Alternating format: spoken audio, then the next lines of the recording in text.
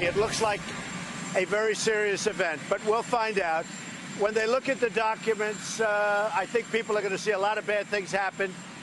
I hope it's not so, because if it is, there's never been anything like it in the history of our country. This was a terrible situation. What we're doing is we're cleaning everything up. It's so important. What I'm doing is a service to this country. We now call it Spygate. You're calling it Spygate. A lot of bad things have happened. Welcome back to this special edition of Hannity. That was President Trump earlier this week going on offense against the deep state. And the president didn't stop there. He wrote on Twitter today, quote, "The Democrats are now alluding to the concept that having an informant placed in an opposing party's campaign is different than having a spy, as illegal as that may be. But what about an informant who is paid a fortune and who sets up way earlier than the Russian hoax?" The president then wrote, quote, "Can anyone even imagine having spies placed in a competing campaign by the people and party in absolute power for the sole purpose of political advantage and gain? And to think that the party in question, even with the expenditure of far more money, lost." The president's comments are causing people like former CIA Director John Brennan to lash out. Take a look. What's the difference between an informant and a spy? Well, first of all, I think it's very typical of Mr. Trump to mischaracterize. He's a master of mischaracterization and dishonesty. But again, this is something that Mr. Trump is, as you said, masterful at in terms of twisting the truth in order to support his narrative. A lot of people are complaining that the FBI and the CIA and others didn't do enough to try to uncover what Russia was doing. Well, this is exactly what the FBI was supposed to do, and thank goodness they did it. Joining us now with reaction is the author of the upcoming book, The Russia Hoax. Fox News legal analyst Greg Jarrett, Judicial Watch President Tom Fitton, and Washington Times columnist and Fox News contributor Charlie Hurt. All right, Greg, I'm going to start with you. Did the FBI have a legal basis to start a criminal investigation? Did they even have a sufficient intelligence basis to launch an intelligence probe? They had neither, and the evidence is abundantly clear. And yet they launched this dilating investigation into then-candidate Trump. They continued it with President Trump. And so the president is rightly outraged, and I'm happy he's expressing it, that they essentially used a spy to infiltrate his campaign, to elicit and induce and entrap people into saying incriminating things. If it was done for purely political reasons, and it appears it was, that is a crime. It's called abuse of power, deprivation of rights under color of law. They were depriving candidate Trump of his constitutional rights, his right to privacy and Fourth Amendment rights. Okay, and Tom Fitton, I'm going to go to you. You know, there's a lot of talk about an informant and a spy. What is the difference between an informant and a spy, if there is one at all? There is no practical difference. It's gamesmanship on the part of the Obama administration. The top leadership, which this week was forced to admit they did have someone targeting the Trump campaign who was on the payroll of at least one agency. We don't know, maybe more than one agency, which would have been without precedent within, at least in modern American history. You'd have to go back to the 60s to find anything similar in terms of governmental abuse. And when you hear Clapper and Brennan and Comey and the rest complain and criticize President Trump for highlighting their corruption, you're looking at a list of people who have, in my view, significant criminal and civil liability over what went on their watch during the Obama administration and after.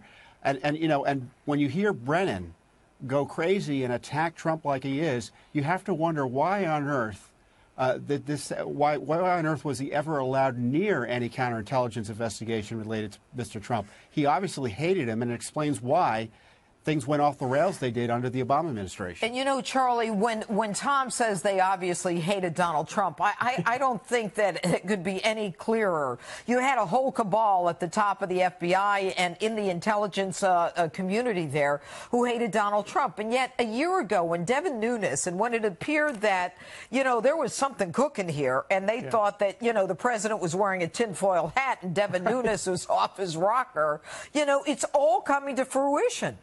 Oh, it really is. I mean, remember, everybody thought that Devin Nunes was behaving bizarrely, and he was meeting with intelligence officials in various secure locations at the White House grounds, and all of the press was making fun of him. And what we're seeing today is that basically all of the concerns that he sort of hinted at back then, over a year ago, have come to fruition. And as Tom pointed out, even the Democrats are having to acknowledge that yes, indeed, they did insert a spy into the political campaign, and I think it is absolutely unprecedented. We've heard of hints of this kind of thing back during the 60s and 70s. Right. It was not, I would argue, it's not nearly as bad and as extensive as this, because among other things, these people are actually they were actually actively punishing people, their political opponents, which is shocking. It is shocking, and the amazing part of it, Greg, is that you've got look. The Republicans now are looking at some people whose names we've only heard of. Bill Priestap. He's a guy who was the assistant director of the FBI counterintelligence. He was Strzok's boss. He helped change the name from gross negligence to extremely careless. Sure. And then you've got Michael Steinbeck and John Giacalone, or whatever his name is. These are people at the upper echelon of the FBI being called before Congress. Do you think they're going to take the fifth? Do you think they're going to tell us what happened?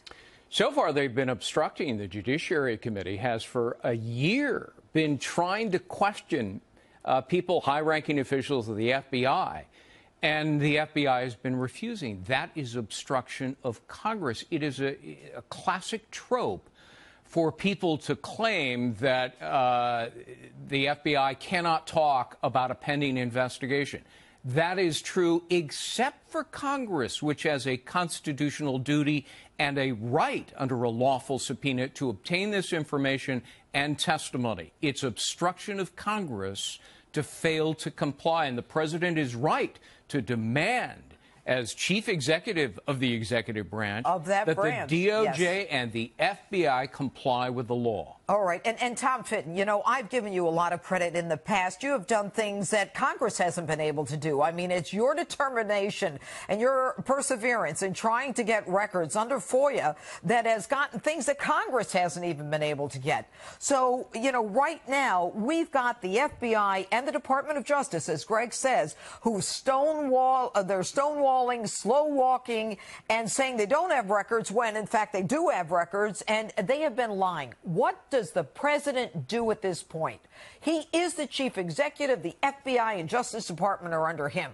What should he do to get this information out?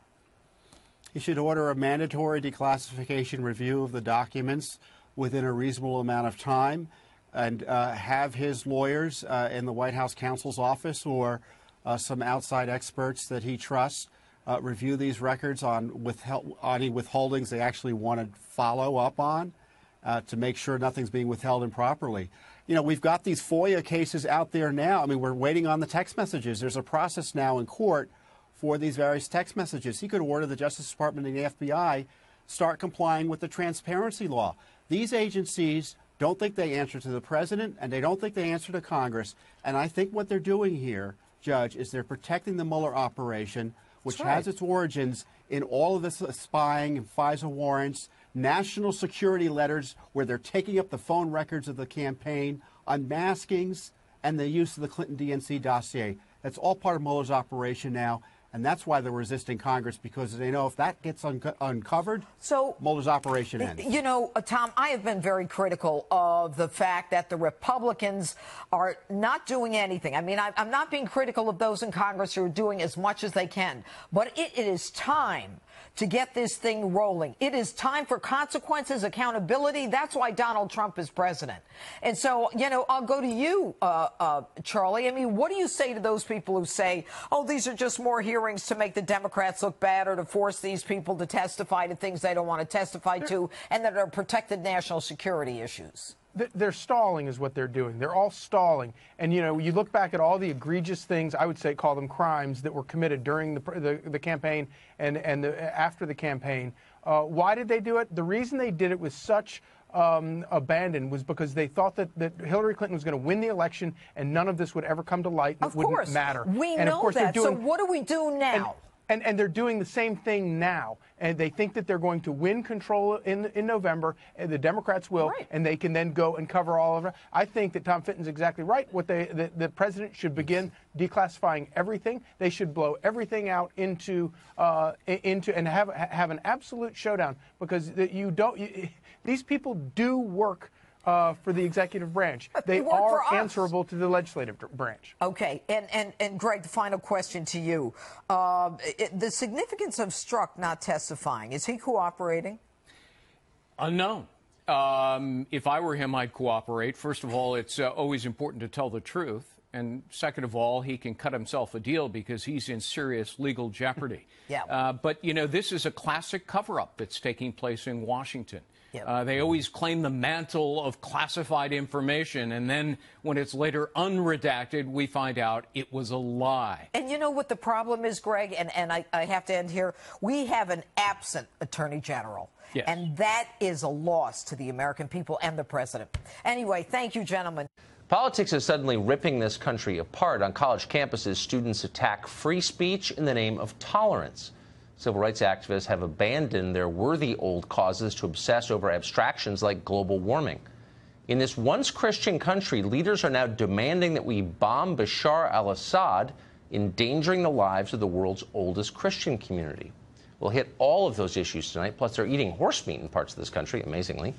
But we're going to start with the FBI's efforts to spy on the Trump campaign back in 2016. That happened. There's a lot more evidence for it than there is for collusion with Russia. But not surprisingly, the media response has been predictably dishonest. Here's a selection. President Trump doubles down on his baseless claims of spies. This so-called spy issue, first of all, there's absolutely no evidence there was a spy. So it's really a fake issue. It's this phony baloney story about a spy on the campaign. To call them a conspiracy theory is to give them too much credit. Just fake facts. They're liars. Senator Lindsey Graham of South Carolina, as reliable a barometer of mindless conventional wisdom as exists on planet Earth, explained it this way in a recent interview, quote, "A confidential informant is not a spy." Well, Senator Graham did not explain what exactly a confidential informant is, if not a spy, because, of course, they're one and the same. A confidential informant is someone who is informing confidentially, in other words, spying. And any senator who pretends otherwise is prevaricating, in other words, lying. Dan Bongino has been following the Russia story since the very beginning. He's a former Secret Service agent and a contributor at NRA TV. Dan, you've been on law enforcement your whole life.